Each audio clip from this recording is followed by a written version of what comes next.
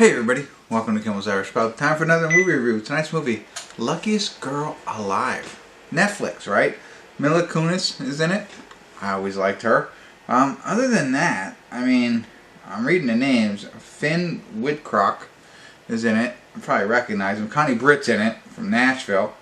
Scott McInerney, he's in it. I've seen him before. And Jennifer Beals. I mean, not incredible, but I don't know. Yeah, a woman in New York who seems to have things under control gets hit with some sort of life tragedy that makes things unravel. I mean, that's just life, right? 6.5 on IMDb. 1,059 people rated it so far. Well, an hour and 50 some odd minutes. What? An hour and 53 minutes. So, I don't know. 6.5. Pretty intriguing. So, we'll see. I'm going to get into it, find out what it's about, give you a better idea. Let you know what I think. Stick around. I'll be back.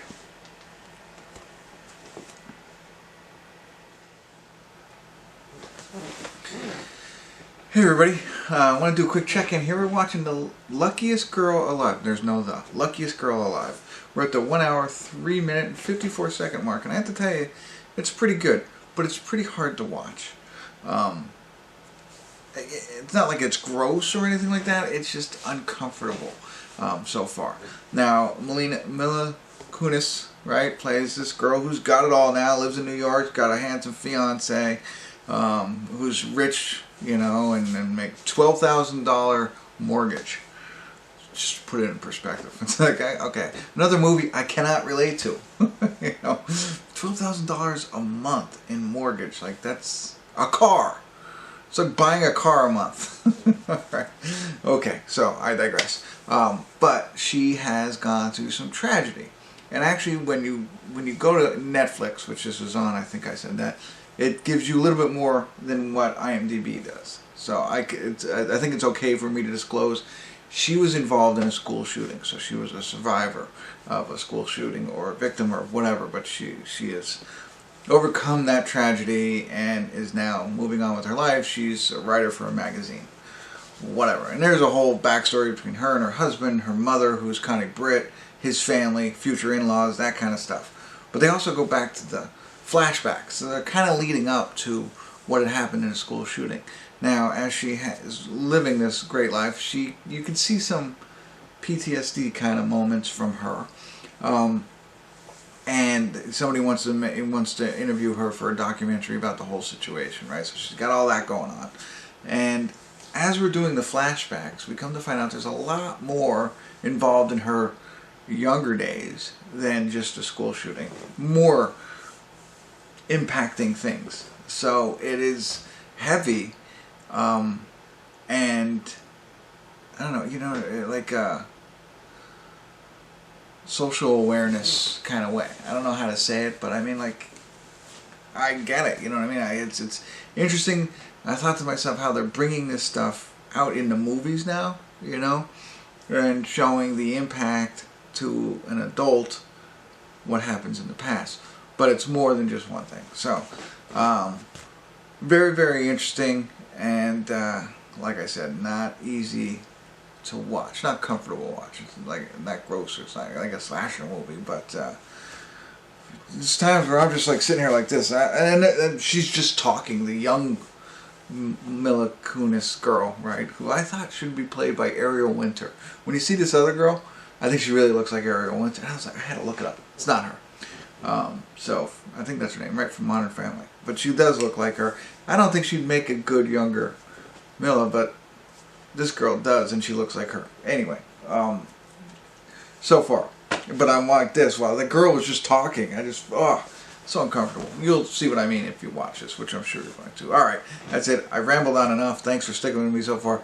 I'll be back at the end if I have anything left to say, which I'm sure I will. Alright, stick around. I'll be back.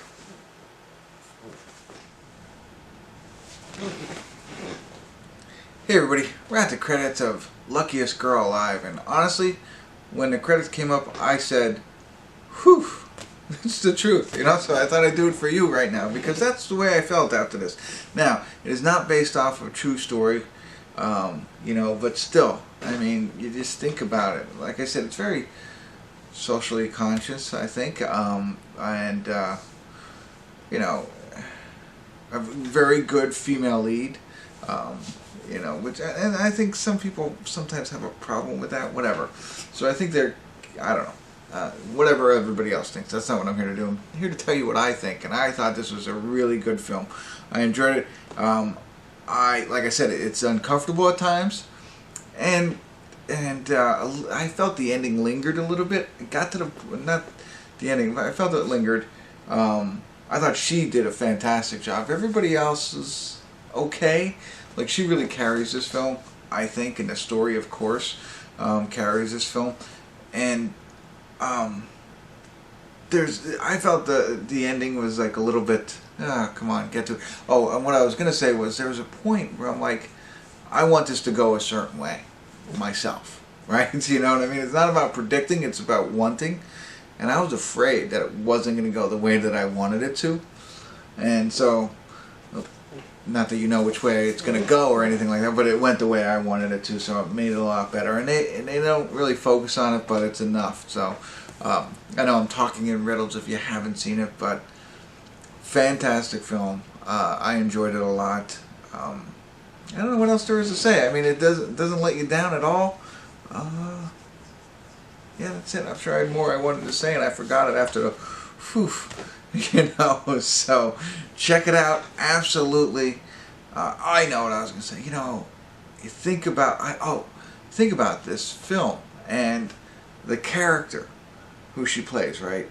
And not only everything that she goes through, right, to get to where she is now. And great, everything's kind of cool now from a financial, social standpoint, maybe not from a mental standpoint, but otherwise, I mean, she's living lavishly, driving a Porsche around New York, living in a $12,000 a month house or a penthouse or whatever, all right?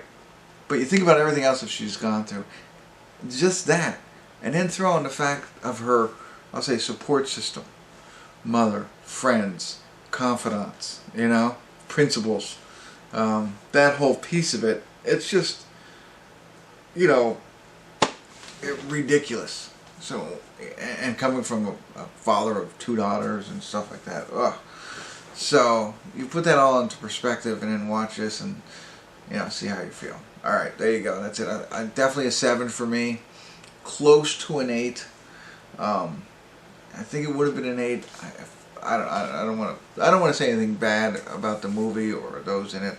I don't know why I wouldn't make it an 8, but it is up there for me. So there you go, on Netflix too. So check it out if you haven't already. But be prepared for some tough situations, if you will. All right, content. I don't know, not visually, but just emotionally. There you go. Whoa, nailed it at the end. Thank goodness. All right, thanks for tuning in. Kimmel's Irish Pub.